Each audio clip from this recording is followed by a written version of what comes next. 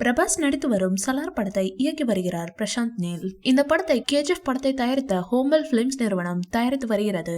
இந்த படத்திற்கு பிறகு பிரசாந்த் நீல் இயக்கத்தில் ஜூனியர் என்டிஆர், அல்லு அர்ஜுன் உள்பட பலர் ஆர்வம் காட்டி வருகிறார்கள். ஆனால் சில பாலிவுட் ஊடகங்கள் பிரசாந்த் நீல் இயக்கத்தில் தளபதி விஜய் ஒரு படத்தில் நடிக்க உள்ளார் எனவும் அனைத்து மொழிகளிலும் இந்த படம் வெளியாக உள்ளதாகவும் தகவல் வெளியாகியுள்ளது.